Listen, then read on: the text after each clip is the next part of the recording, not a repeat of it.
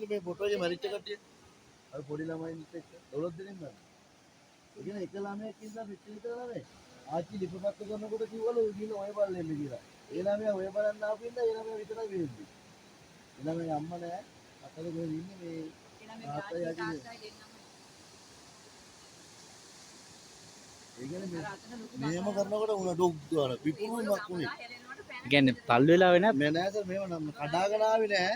ඔව් මේ ලෙවල් අර ලෙවල් එකේ තමයි ගෙවල් ටික තිබ්බේ. ඔව් ඉස්සරහ කොහෙද ගිහිල්ලා තියෙන්නේ? උදාලා ගියේ මෙතනින් උඩාට මම තාම ගියේ නෑ.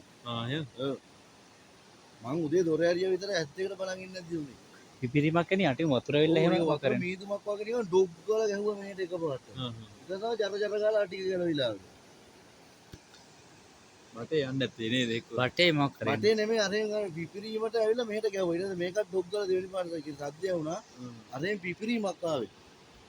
ඒ කියන්නේ සර් අර මෙහෙම කඩාගෙන ආවේ නෑ පල්ලයට. එහෙම ඇවිල්ලා ඔය බ්ලොක් උන්නේ නෑ. මෙහෙම නෑ මෙහෙම පුපුරලා විසි කරා.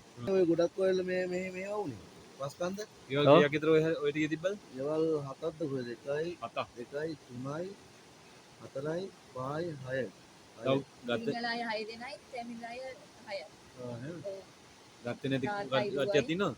ඔව් අතන අපි දෙකක් වහගත්තා අතන තිබි අර උණුවස් තියෙන්නේ ඔව් ඒක නැතිව දෙකක් ගත්තා එක් කට්ටිය මැෂින් එකක් ගන්න මෙතනින් එකක් ගත්තා තව යට දිනදී හොයන්න පුළුවන් ඉතින් හොයාගන්න බැහැ ඉතින් කල්ගියත් වැඩිනේ ඔව්